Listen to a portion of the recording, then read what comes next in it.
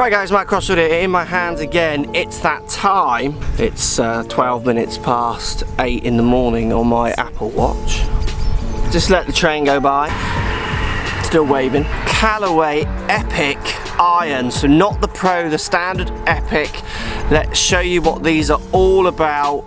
Let's get a little bit kind of wound up with how much they cost. Let's also think about maybe who they might be for. Let's get stuck in.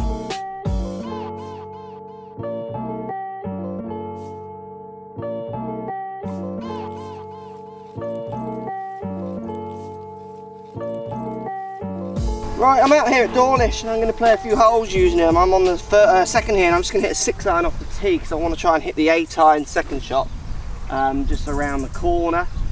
Let's see how they're going to perform. We got on-course performance, plus you're going to see my drive ball data as well as normal. That's a good shot, feels nice. Nice sound. So where with the Pros I found the sound intriguing, on this one I think I found the sound a little bit more in keeping with what the club is about. It's got this kind of chrome finish, looks very nice. We're seeing similar technology, so exo cage, bars joining top and bottom of the club to try and stiffen faces up and kind of keep that ball speed. Go on, you know what I'm going to say. Yeah! That's the one. Little bit of offset, medium to thick top line and a relatively thick sole. So with all the companies, I've got something from their website because some of these words kind of go over my head a little bit. Metal injection molded tungsten infused standing wave to optimize CG location. You can see why I had to read that. What Callaway is saying is that material construction demands strict tolerances. It says it on the website. So basically they can get the CG, they're kind of saying very strict tolerances of places through the different irons. Very hard for me to test that. So 152 yards, going to hit the 8-iron. It's too much club, and I'll show you my drive ball data in a second. It's downwind. Dawlish is quite fiery at the moment. Let's see if I can play an intricate shot with it, and that's often what I worry about when it comes to more powerful power bats like these. Let's see if I can pull it off.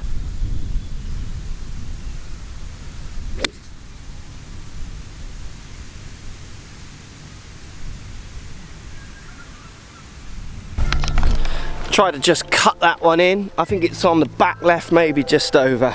Let's show you what my dry ball custom fit data, if you like, comes out like with the Epics. So if we take a look at the numbers, 8-iron spinning at 5.7, I'd want my 8-iron spinning in the 7,000, so that's very low. Going 1.55, so that is the top end of my 8-iron. 6-iron spinning at 4.8, I would want my 6-iron personally spinning around 6,000, sorry, 5.5 to 6,000, so again low. 1.7-iron carry 6-iron, again very top end for my 6-iron, so they're going further because the spin is dropping off. Still peaking height up at 31s, which is my normal gig kind of those clubs. And then there's that 4-iron carrying 201 yards, spinning at 3.2, so the spin's not crazy low with that one, but it is on the low side. For a 4-iron, I'd again be 3.5 upwards I'd be looking for. Peaking height at 25, toppest one, the highest one at 27. It's low spinning, high launching, it's giving me max distance, but is that gameable is always the question.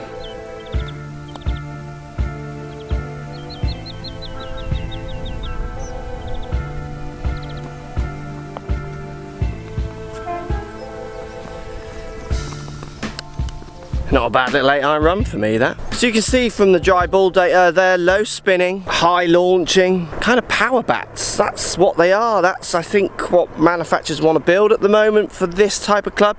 I think it's kind of what you want as well. It's what lots of people will want in their custom fits. So what I mean by that is people are getting tested on launch monitors, and these numbers are going to massage what they think they want. I think it's up to good fitters, good pros out there to try and make sure you're educated in what this can do for you and what it lacks. As I say, in every club manufacturer design, there's always going to be a level of compromise, because if you give high launch, low spin, you might sacrifice a bit from the rough because the spin comes down. You maybe see some of my rough videos, the spin can really drop. So low spinning already, do you want the spin to drop even more? But then if you haven't got much speed, you might want that high launch, low spin. You see what I mean? There's going to be always compromises, which is why I think people get so confused with these kind of moral questions around golf clubs. But we are going to talk about the price of these as well. I know that's what people want to talk about. That hole took me 4 minutes to play because it told me on my watch. Right, 510 yards, par 5, downwind, running fairways, epic irons. Can I? I can't, can I? I reckon 2 4-irons, good ones, can do it. You saw I was getting 200 yards plus, that's carry with this on my dry ball data. I think that okay, little left, bit toey maybe. Oh, don't kick left. Oh, I reckon I could still get there with that though. Hit that okay, middle to slightly toe, went slightly left, but again, sound feels very in keeping with what I'd imagine this club is more about. 360 cup face design, they say on these, which we've seen in Callaway for a while. They're saying their next generation, I think, which again is going to be almost impossible for me to test between old and new. I do know from past experience playing with Matt that the cup face designs does keep the club relatively fiery for people, which again is a good thing or a bad thing depending on what you're putting in at the start. 263 downwind, slightly rough, semi-rough ball, so the flyer on this occasion, low spin, will help me. I reckon, let's see if I can get a 4-iron there.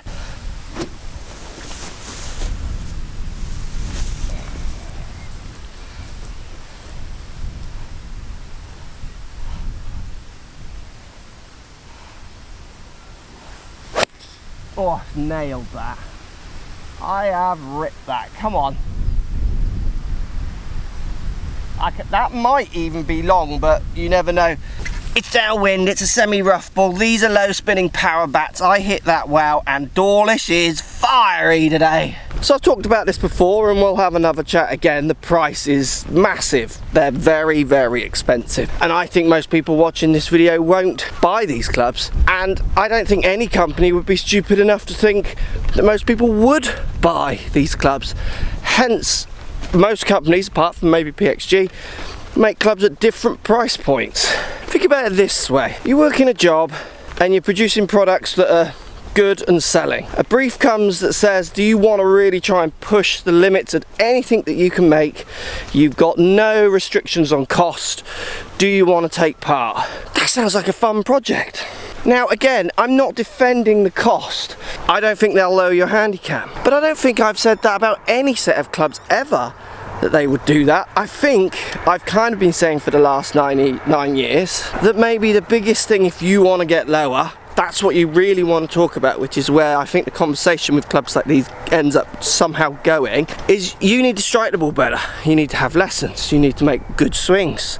You need to maybe give up your jobs and all your family life so you can practice more. Those kind of things that tour players do. So I'm going to try one more time, and I do like this. If you're thinking of buying these clubs for resale purposes, who's buying £2,000 sets of clubs to resell? You've obviously got money. If you're buying these clubs because you play off 17 and you want to play off 10, I mean, phone up Callaway. They'll tell you probably not to even buy them, like, if that's the reason. If you're buying these clubs because you like the sound and the feel, you like the numbers they give you, the low spin, high launch, which I'm not a massive fan of personally for me, and I don't think it's even that fantastic for lots of golfers. And I've said that on many reviews. If you want to have that kind of Rolex feeling with your golf clubs, that feeling that you've got something more expensive than others, you've got something with more care to detail than maybe other builds, then these definitely are for you. Along with the obvious ways they perform, and like I said, if you want low spin, high launch, then these are something you should try. Certainly the 4-iron, and I'm not a 4-iron player, nearly made it. I was a bit optimistic thinking I might go long, but I could see how if I had to play 4-irons, I would put this 4-iron maybe in the bag because it's strong, it's powerful, it's over 200 yards for me, and if I wanted to use it as like a higher launching, maybe even tee off club, like Coach Lockie does with his 3 and 4-iron, I can understand where the power back comes in. I'm going to try another on-camera embarrassing 8-iron run. The other one was relatively easy and it was average. This one isn't.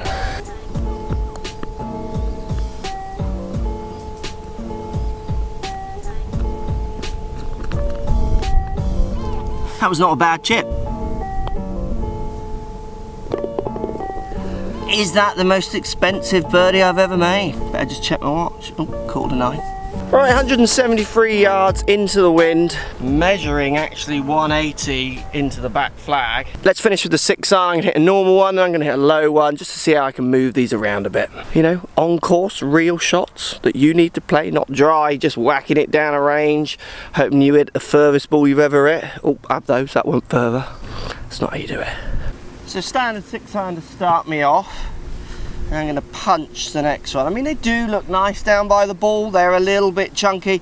They do have nice straight lines. I wouldn't say they look particularly any better than any other chunky kind of game improvement, low spinning, high launch. I'm not sure where we are with calling clubs in this ilk anymore.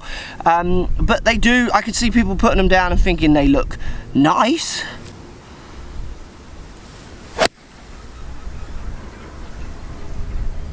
Wow, just drawing it in.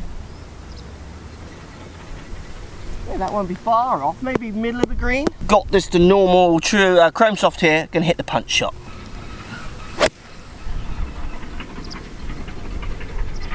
That wow a bit lower. Oh, just on the back left, I reckon. Here's the punch, almost pin high. Oh, not, don't you dare. No one wants the 6-iron birdie putt epic thing. Standard 6-iron, just shy of pin high.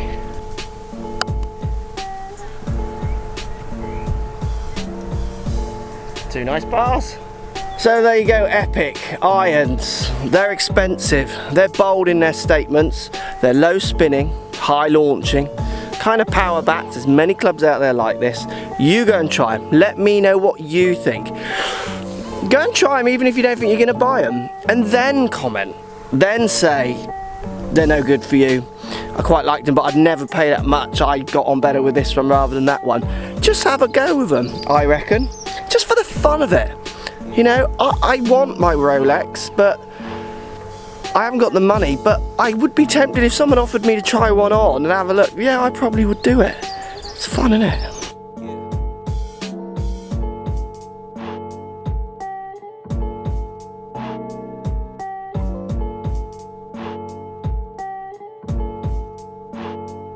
It's 12 minutes past 8 in the morning on my Apple Watch.